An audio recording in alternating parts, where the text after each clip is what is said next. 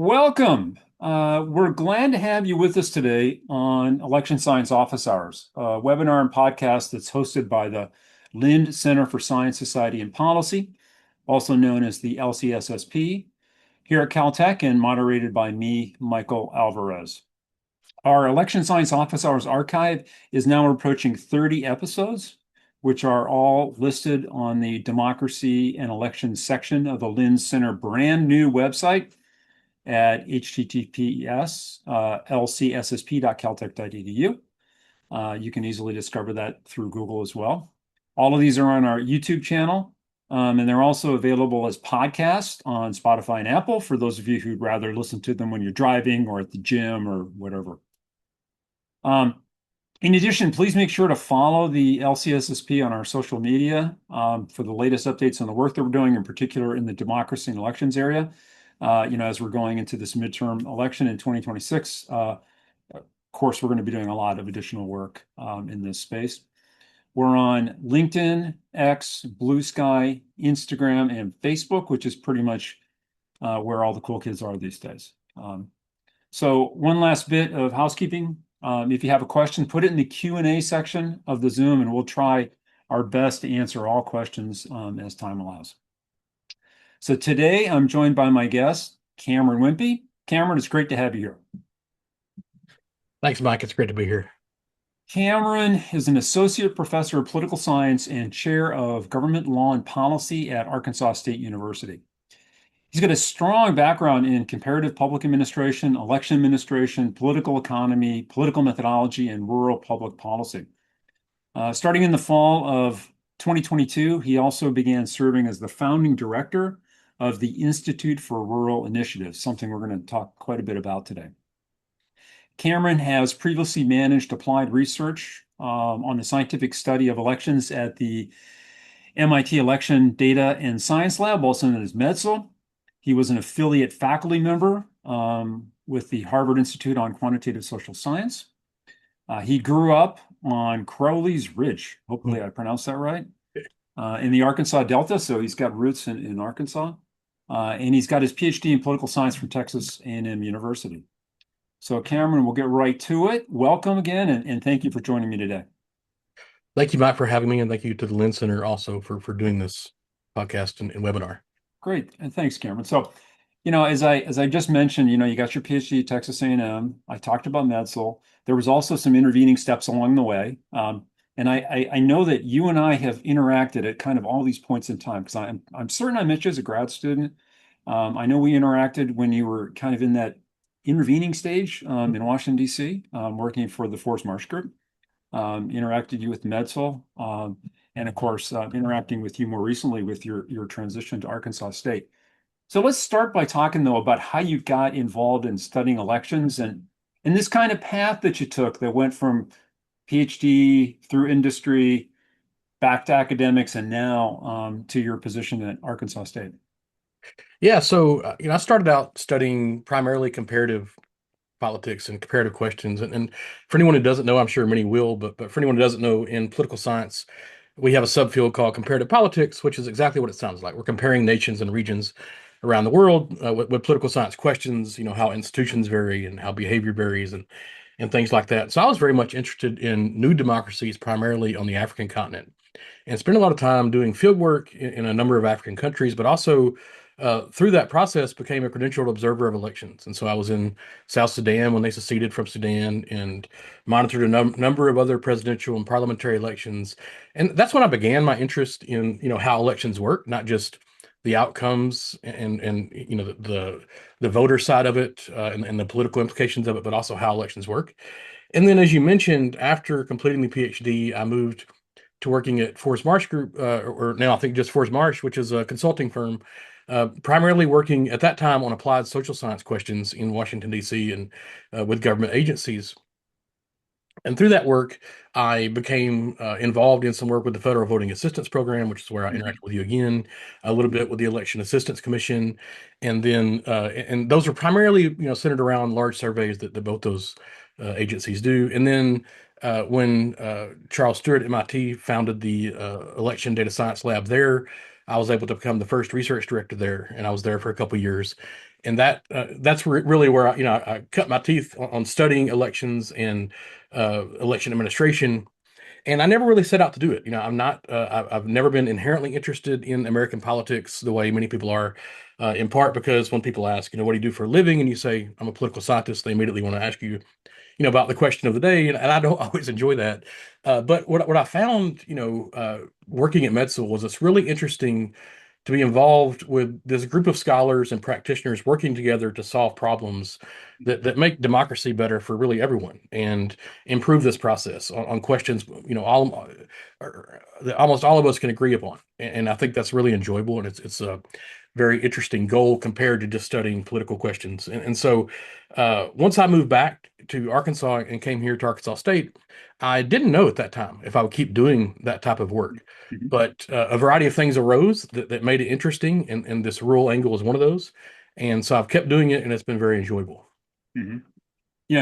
It's really ironic because I cut my teeth too in comparative politics. That was my original interest, both when I was an undergrad and when I first started grad school as well. Um, why was it that you made the transition away from comparative politics, though? Well, so I'll say once I moved into industry, the things I was working on in political science, I more or less needed to wrap up Right. just by virtue of how the job works. I kept doing a number of methodology projects. So I was involved in some collaborative projects on spatial econometrics, for example, Hmm. and where we were applying things to comparative questions in terms of how we were looking at examples of the work we were doing methodologically. But once I got to MedSol, just by sort of necessity of what we were doing, Hmm. it just sort of transitioned that way. And so once I came here, I wrapped up a few projects, loose ends I had, and then started, in earnest on some of this work that we're talking about today, and just really haven't deviated from it. So I've got a couple of side, methods projects I'm working on, but really haven't returned to the comparative questions in the way that I thought I would at one time, because I think this work's so important. Right. And I think actually we'll come back to this because we'll talk a little bit about kind of get in the weeds and talk about methods. But I really do think that the training, at least that I had, right, when I was really interested in comparative, and I'm sure the training that you had when you're interested in comparative is actually really important when you want to talk about studying something like rural America because you are using that same methodology. That's It's right. just that in That's right. political science, we don't call it that. We call it, American politics or election administration, but the methodology is the same. And I think it really is probably crucial for kind of the approaches that you're thinking about taking to have that understanding of the comparative method and really how to engage in appropriate comparisons across spatial units. Yeah, that's right. That's right. So, any case, I'm sorry, I've gotten in the weeds already. That's me when we're talking data and talking social science. But um, give us a sense though about how rural jurisdictions are structured, especially when we're talking about elections, right? So, what makes their election administration context unique from an organizational, a managerial perspective? Sure. And I'll quickly just tie one thread back to what we just talked about, in that when I was working at Forest Marsh, one of the projects I worked on was a large scale public health project across rural America. And uh, that project got me really interested in thinking about how some of the things we were doing could be applied to political science and policy. And also, just going back to growing up in a rural area, I just have that inherent interest. And then quickly, also related to what you just said about comparative politics, one of the ways I got involved in that project in rural America was someone at the company knew I'd done all that work in Africa. Mhm. Like, here we have someone who can manage this large scale field project where they don't have cell phone service and internet connectivity and things like that. And really doing that work, field work in rural areas is similar, whether you're Mhm. here or there. So that was all good experience that came together, so I think one of the things uh, in terms of structure is many of the officials in rural areas wear multiple hats, Mhm. and they're not just a dedicated election staff. Some states have that. And I know Tennessee and North Carolina, for example, have at least one, county level director for elections in all counties, but most states are not that way. And so when we, I've done some visiting with election officials in a number of states, and what they'll tell you is elections is just a small part of what I do. And it's Hmm. great that you're here to talk about elections, but I also do marriage records and property records, and in some cases they do the DMV. So they're Hmm. doing all these different things that it's hard to believe can all happen in one office, and Hmm. elections is part of that. And so I think that's one of the immediate ways in which the structure is different.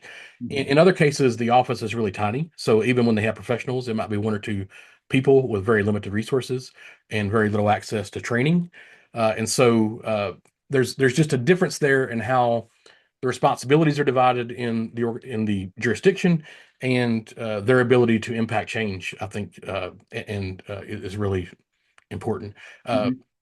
the uh, the last thing I'll say on that is there's certainly differences that go beyond the elections office, whatever that looks like. Sometimes the elections office is just a corner, in the county clerk's office, but IT infrastructure or funding at the county level, those things vary widely, and uh, access to information, the ability to put information out. I think Hmm. those things affect a lot of county offices, not just elections, but Hmm. certainly for our case here, they're really important for elections, and so that's I'll leave it there, and we can dig in. We can keep talking about it, but what we'll talk. I'll start picking apart some of this because I think this is, as we've talked about a few times, I just think what you're doing here is really important. Not just studying, election administration in rural America, but studying rural America, period. Mhm. I think is a really important and very timely topic and a good corrective because I think we've neglected to study closely what's been going on in rural America for the last couple of decades. So, kudos to you for taking this on. Um, Cost is one thing I'm curious about. I know we don't know a lot about cost of local government or cost of election administration in general. And I know election officials everywhere complain about not having enough Right. resources.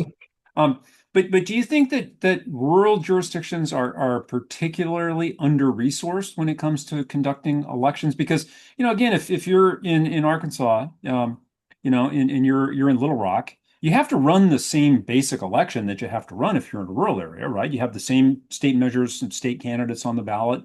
You probably have a lot of the same local races on the ballot. You have to register people. Um, you may have to audit. I don't know exactly the election rules in Right. Arkansas, but are they particularly under-resourced, do you think, in rural election jurisdictions?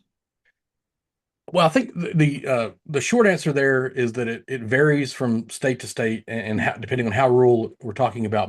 But I do want to underscore one thing you just mentioned, which is these elections are needing to happen everywhere. And so, because of the way we structure elections in the U.S., some two-thirds of them at least are happening in rural areas. Hmm. We're not talking about a large percentage of the voters, 20%, 60 million roughly, but nonetheless, more than half and closer to two-thirds or more, depending on how you measure rural, are happening in rural areas.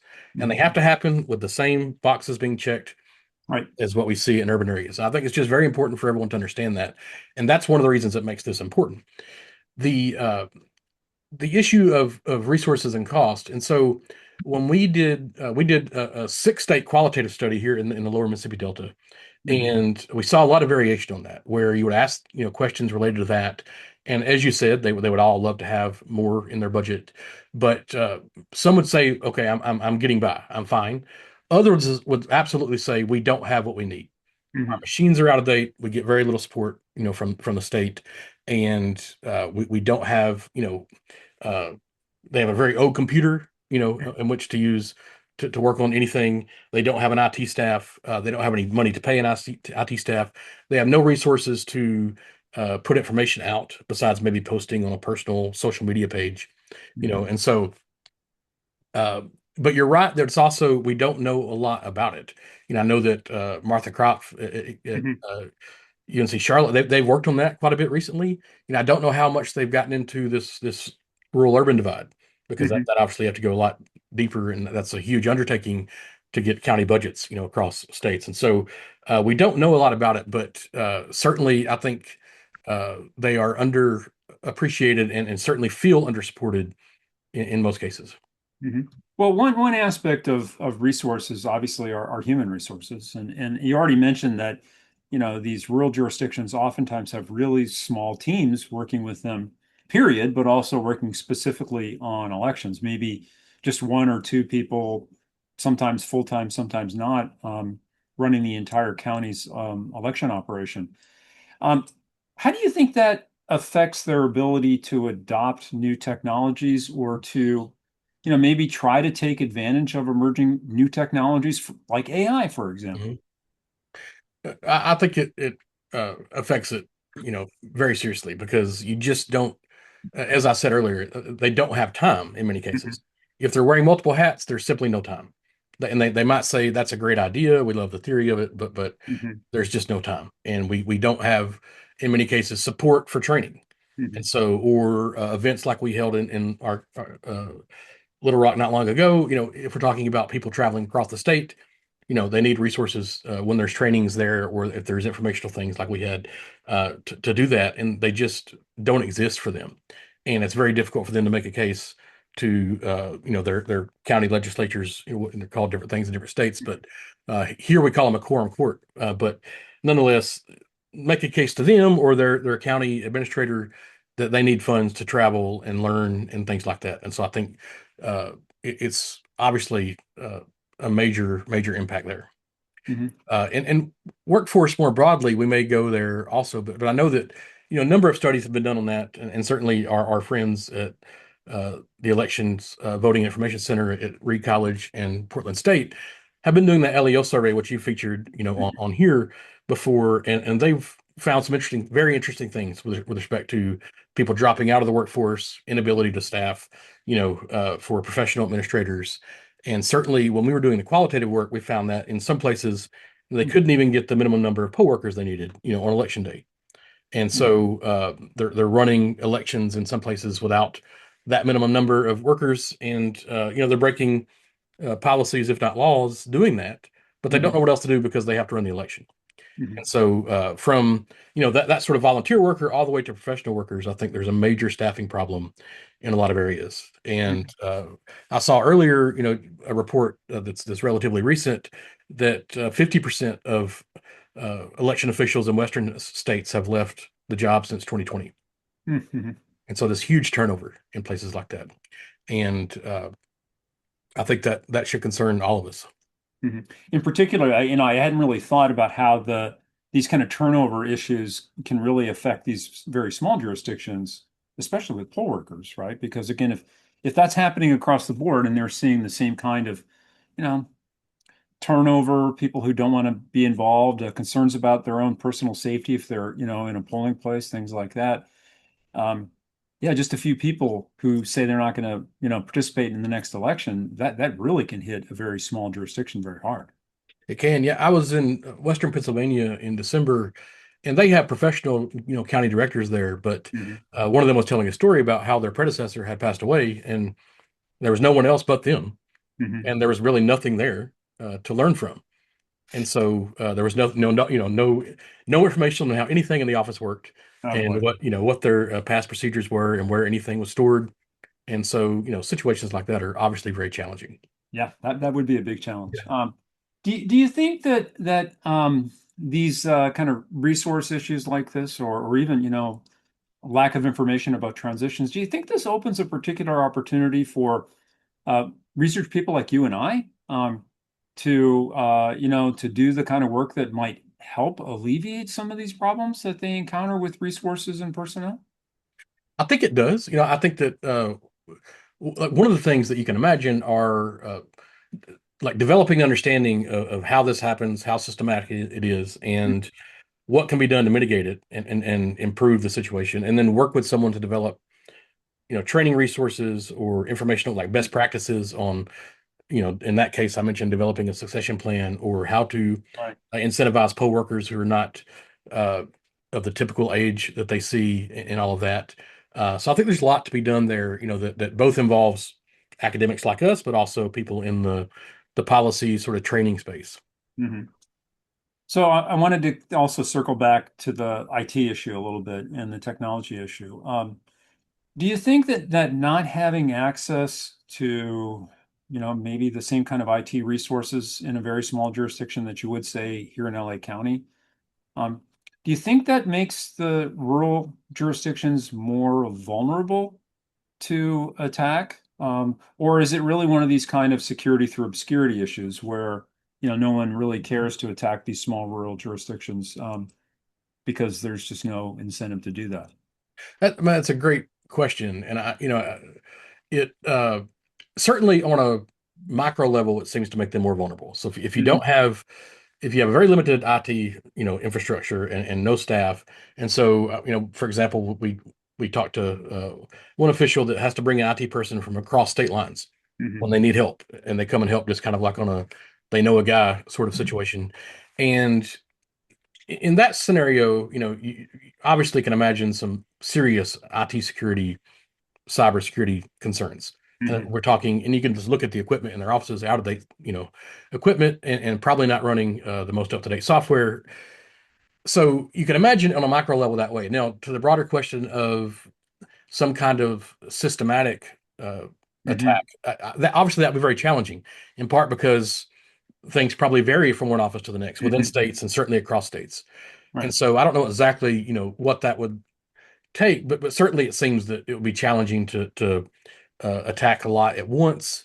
Um, but it certainly makes them more vulnerable, and they certainly aren't, able to get the training on cybersecurity and uh, expertise they might need that you Hmm. certainly see in larger jurisdictions and have people who are dedicated on staff to those particular issues. And so, yeah, it seems to be a vulnerability, but perhaps the diffuse nature of it and the variation makes that a difficult challenge for anyone who's looking to exploit it.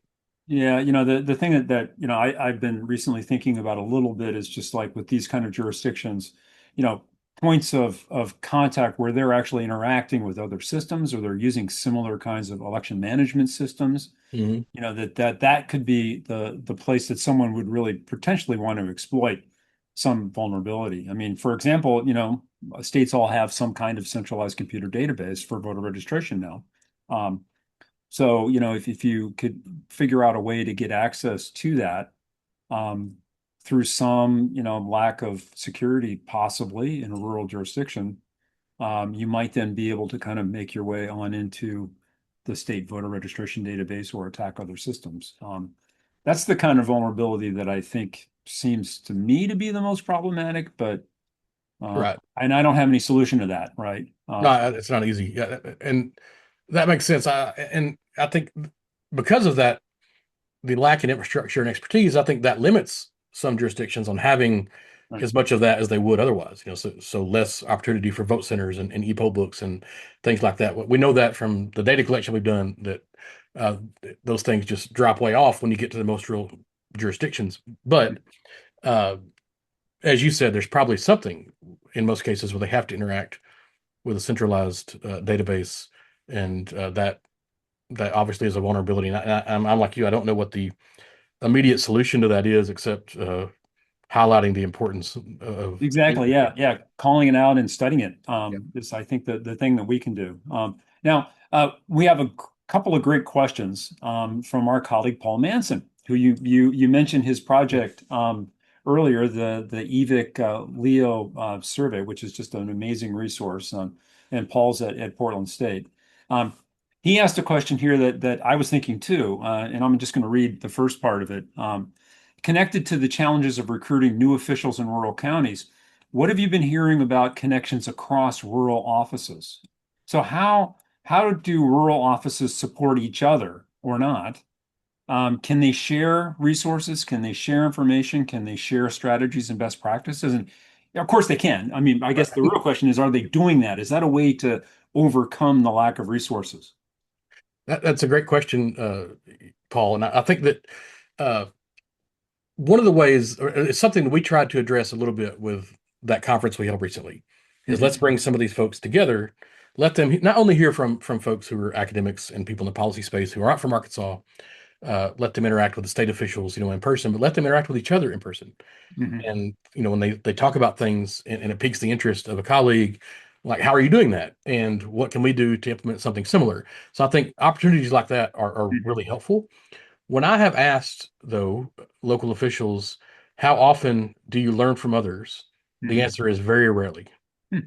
And of course, I'm sure that varies And I'll give you an example. Like when I went to the meeting I mentioned in Western Pennsylvania, that was a group of officials there together in a room, and they have a meeting, I think at least twice a year, where it's just that small group. It's not some big clerks association or something that's more disconnected. It's a fairly small room of the folks from those counties in Western Pennsylvania, and they are taking the time to share with each other. At the same time, we were Mhm. doing a focus group with some of them, and many of them are hearing things from each other that they'd never heard before.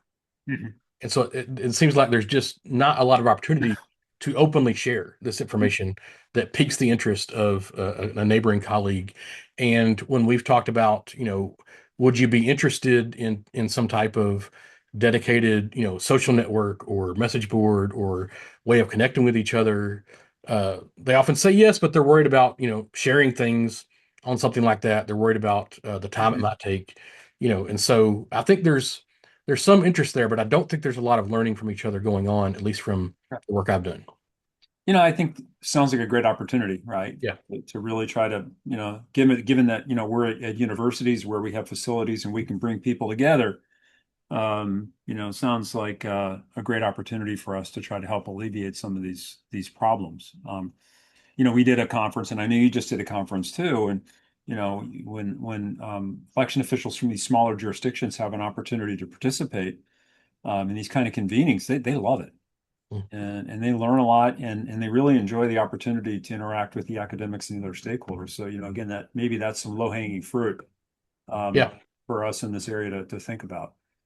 Um, Paul also had a second part, and I'm going to put a pin in that one for a second because it's the second question, but it's more about the methods, which we'll start talking about in a Great. second. How we study these kind of administrative and other kinds of issues in rural America.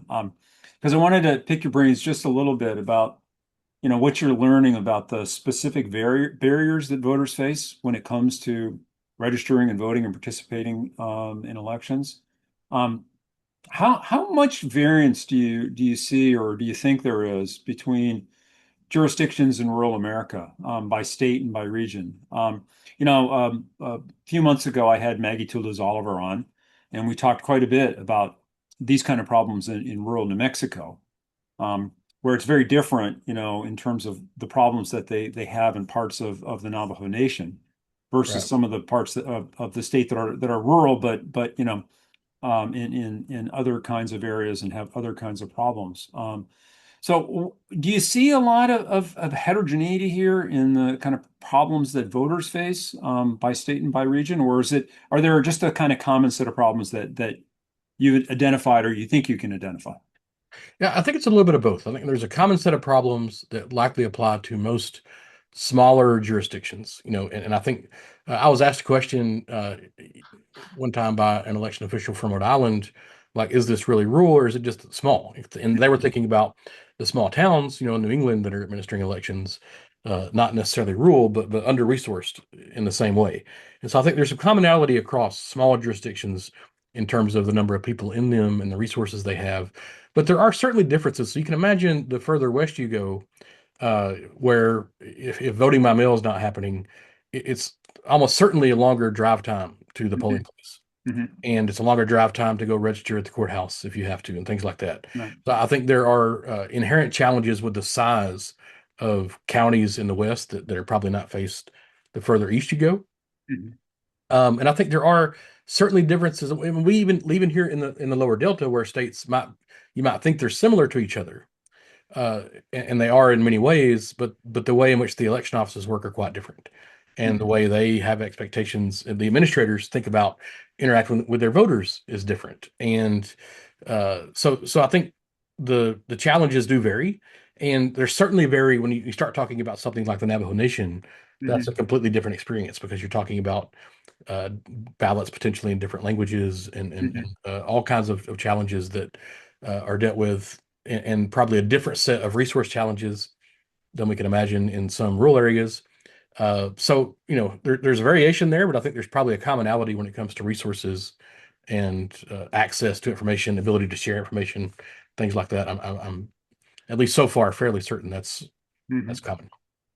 And I know this next question is a difficult one because it gets into the methodological issues about studying elections. But what do we know about how these kind of challenges work in terms of differences in say voter turnout, voter participation, voter confidence in election administration between urban and rural election jurisdictions? No, it's a great question, and it's one that, as you say, there's a number of methodological hurdles to overcome to study that well. The uh, on turnout, it's been reported in popular press for a number of years, at least or maybe over the last decade and a half, if you look at things, that turnout in rural areas is higher. Hmm. And my initial effort at getting at that suggests that's not necessarily true when you're talking about the most rural areas. So if you take a very crude, metro, non-metro definition like parts of the federal government uses, I think that's probably true because you're including suburban areas in many cases in that, or what you might consider large rural areas. And in my own experience, I found that if you were coming from Los Angeles, you might think a lot of these places are quite rural. But compared to the most rural places we could go, they're not Hmm. at all. And they often have high, comparatively high amounts of access to resources Hmm. and and more educated populations and things like that. So other things that might predict turnout uh, vary across that, that sort of the rural spectrum of the urban rural spectrum. They vary within that. Hmm. So you know, turnout, I think I'm relatively confident that as you get more rural, is lower. Hmm. Um, doing some things to work on that, but uh, as you know, that there are methodological challenges abound there. Hmm. Confidence, we share a similar problem, and so Hmm. what we've looked at, I know Charles Stewart at MIT has looked at it also in recent months, just because we've been asked some questions about this. How does this vary with confidence? And we see, you know, similar trends in that people are most confident in their local election and become Hmm. slightly less confident as we get more go from state to national. We saw, among rural voters, a large drop in confidence in 2020. Hmm. But there's also there, winner loser effects and political science questions that come into Hmm. play and our understanding of that. And confidence bounced back for that group in 2024. Hmm. And so the problem, though, with looking at something like that is we don't have good data for it. Hmm. And so we're using what we have, but no one has done a survey that oversamples rural voters Hmm. that allows us to answer some of these questions and I think that would something like that would be the first step Hmm. towards getting us there.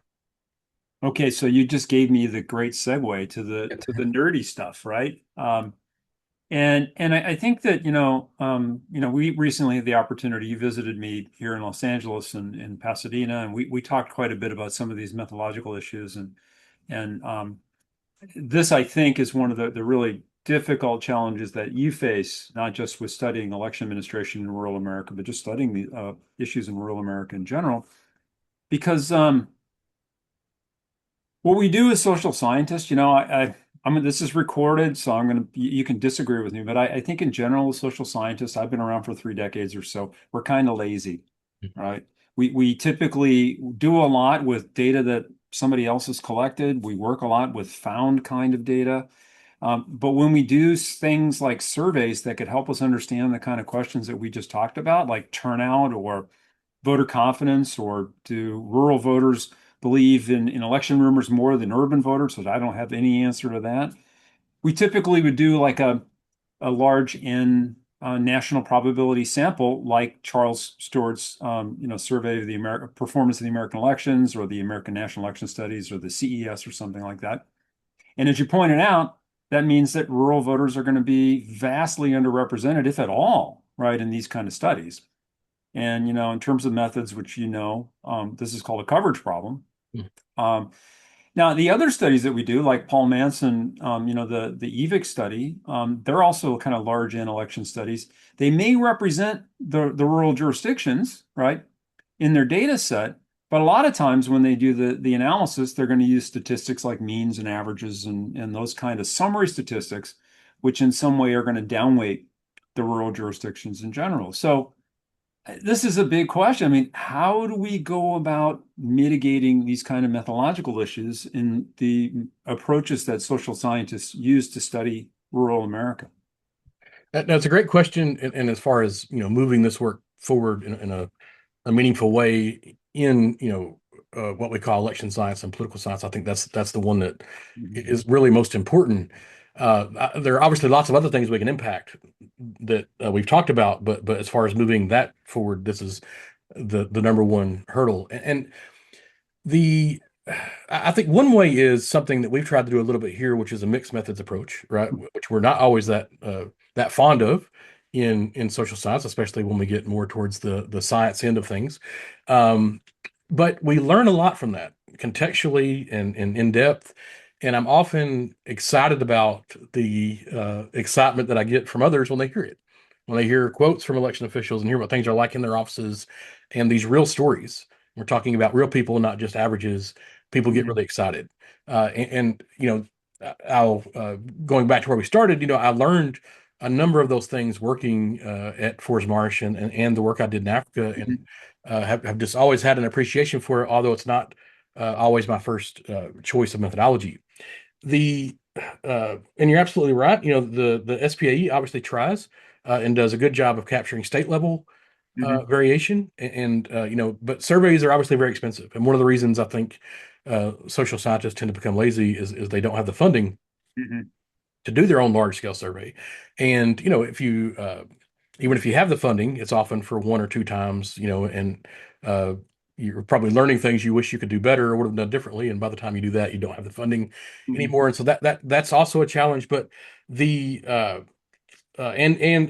shout out to Paul Manson and Paul Gronke for what they've done with the LEO survey, which is getting closer to a census, much like the Eves, where we're not just taking a sample. So we are capturing rural Mhm. jurisdictions, but you're absolutely right. If you put that into a regression, the parameter estimates based on averages, and so you're missing like there's some nonlinear trend on the most far end of rural distribution. You're missing it, and Mhm. so what I'll say is.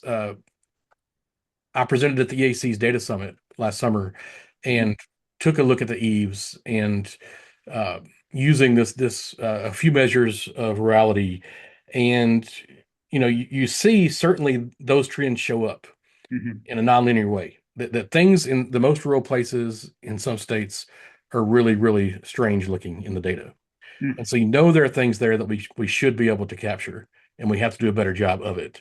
Uh, and so I think a quick way, to solve it will be dramatic oversampling. But even that, I think, is going to be very expensive. Mhm. And in many cases, I think you're still going to hear we're only going to get a fraction of what you would need to do it well Mhm. from the survey company. I mean, that's what they're going to come back with Right. when they give you an estimate of how much it would cost. The other, we've talked about, going back to uh, ways of surveying that existed a long time ago, which might be pulling, voter list and sending mail surveys Mhm. and doing it in a state by state fashion that way and trying to build something out like that. And I think that's certainly a way of getting at it, but it's not an easy problem to solve. Mhm. And measurement is also a real challenge there too. So, and we've talked about this before, but Right. what is like, how do you measure rule? I mean, is it best to Mhm. do it at the county level? Is that the best way to do it for elections? And then this is a conversation that's ongoing amongst a lot of us, I think. But how do you compare an administrative measure of urban rule with something that you're asked on a survey? Mhm. So someone's identification as rule. So what makes a rule a voter? Is it that they're in a place that we administratively call rule, or is it Mhm. they identify as rule? And I'm sure on political questions, Mhm. identification is important. Is it important for the study in election administration? And so these are all the questions that we have to answer to really move this forward. And you're right that it's an ongoing challenge that we're working to chip away at. So, for folks who may not be knowledgeable about what mixed methods means, Mhm. can you tell us a little bit, or tell me about what does that mean, and like how do you actually apply a methodology like this in the work that you do? Well, yeah. So, I mean, I think in the simplest form, mixed methods means combining, and most often we think of, and this is what I was thinking about when I said it, combining some type of quantitative, large number of cases, observations, research with some type of smaller in small number of observations and cases, qualitative research, Mhm. where, in a large N study, we might be asking survey questions of a random sample of a large population. And that Mhm. random sample might be, 1,000 to 10,000 people. In the small N study, it might be, a few people, might be a few dozen.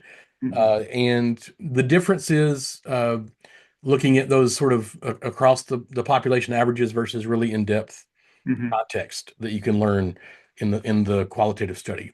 And so combining those two things would mean, you're doing some of both, obviously, but maybe, if you had funding to do a really good oversample in a state or two with Hmm. a survey, but then in those same states do some in-depth qualitative work, or in other states do some in-depth qualitative work. The other Hmm. thing that we did a lot of at Forest Marsh was uh, what we call formative research. So testing out some of the ideas we might eventually want to ask in a large survey where we can make, broad inferences about the population, testing those out in a limited context and seeing how people respond to those individual questions, but also trying to understand what they're thinking about, how they think, how certain questions will be received, and do they understand what certain terms mean when we use them in questions, things like that. So there's a lot of that work I think that could really uh, build up what could be eventually a large end project looking at this. And I think in order to avoid sort of that trap I was talking about, where you filled something too quickly and your funding's run out, or you didn't do it the way you wish you would have, I think that helps you eliminate, some of those pitfalls. But it also just tells us a lot more about uh, the individuals themselves and how they think about their jobs and the voters they serve in this case. So, but it's really just that combination of different methodologies. Actually, what a interesting kind of connection. The last episode I did with Michael Spector, they're using qualitative methods as well. And so, I do think that there's something actually interesting here for you probably is to actually maybe even think about writing something pretty soon Hmm. that really kind of presents mixed method and qualitative methods for election scientists, right? Because I agree, I think from where I stand, we're starting to see how these methods actually really probably are really powerful, and we've neglected to use them in this area for quite some time. Um, but I wanted to come back to what the second Paul Manson question, which is, obviously we need more different methods. We need a lot of a new kind of research to really study rural America in general, but election administration in rural America. How do we incentivize people to do this? I mean, how do we go about pitching this field as an important area for election scientists to spend time on, especially say those untenured ones out there who are looking for research projects or grad students who are looking for chapters of a dissertation or a dissertation. So how do we incentivize this? Well, it's a great question. I think there's two types of incentives. One might be sort of the intellectual reward of doing something that you feel like is meaningful. Hmm. And, on that, like this work can be very impactful because we're talking about a real problem Hmm. that people in and out of academia understand. And it's a problem that, as you mentioned, doesn't just apply to election administration. And so if someone were to really develop expertise in Hmm. rural election administration, they could think about other aspects of administrative capacity, or even, other Hmm. fields, economic development and things like where this is really important. There's also the incentive of uh, funding it, and I think there's interest from a variety of people on this divide in broadly in American politics, but certainly in election administration. And I think there's probably opportunities out there to leverage that interest for being able to get the work accomplished. Hmm. Um, the uh, the other way is, so we're holding a conference here, hopefully in the summer, where we're bringing together people from across social science. And one of the things we're aiming to do is make that a special edition of a journal. Hmm. So you can Great. incentivize people to create a paper and publish it that way. And also just the prospect of coming to a conference and interacting with people, uh, you Mhm. know, that you don't have to pay for is nice as well. So I think there are large ways and small ways to incentivize people, Mhm. but to me, this is a very important problem for the United States, and it's not just an election administration problem. It's what we're talking about here. But as you've said, there's a lot happening that I think we would better understand much of what's going on if we understood this spectrum more deeply. So you talking about conferences, you recently hosted a conference. Unfortunately, I wasn't able to attend, but it was a conference on rural election administration, focused specifically, as I understand it, on Arkansas. And congrats on doing that and pulling it off. It's always a great accomplishment to pull off a successful conference. Can you tell us about the conference and kind of what your main takeaways were? Sure. Yeah. So we, uh, as you said, we called it the Arkansas Rural Election Administration Symposium, Hmm. and our goal was to uh, hold something here, obviously, but also begin to develop a relationship between state and local officials in Arkansas Hmm. and those of us who are studying elections, and again, that group of people who are sort of in between in the policy Hmm. space. And because we haven't seen a lot of that in Arkansas, we don't see a lot of interest in Arkansas from the outside in elections, and we also don't see a lot of interest from Arkansas to the outside. So we haven't seen a lot of attendance at national meetings and interest in what other states are doing, despite Arkansas doing some really interesting things. Charles Stewart presented there and talked about how we're leading in early voting, for example. And Hmm. so there are things happening here I think that people should find interesting. And Arkansas has done an effective job of that type of convenience voting. But the I think the main takeaways were that we have people in Arkansas who are very interested in what's going on outside. And Hmm. when the conference was over, both people who visited from outside the state, but also people who were here, especially the local officials, just really appreciated the opportunity to learn what people are studying, and Hmm. they're always happy to hear that people are interested in what they do. And uh, so that was a lot of fun to sort of witness that excitement and engagement.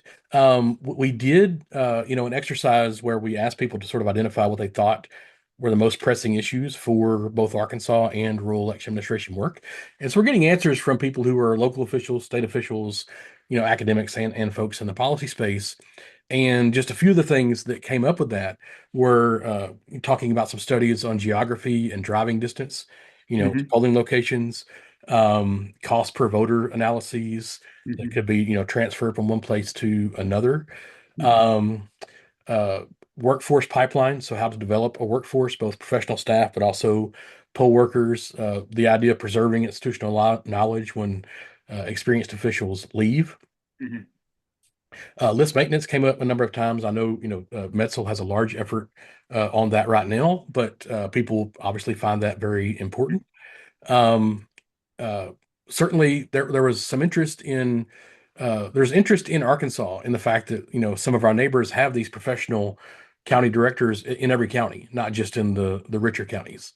Hmm. And so a systematic study of comparison of counties with professional directors versus not, and what does that mean, and is there anything that supports an argument for potentially funding that and Hmm. developing the infrastructure to have that. And so those are a number of the conversations that came out of it, and people are excited about doing it again and down the road, and both again the visitors and local people who participated. And so Hmm. we hope to keep doing it and hope to grow it. The I mentioned to you earlier the weather was really bad at that moment, and so it did stopped. It stopped a few people, local officials, from being able to come, Uh-huh. but uh, but it really was a great experience.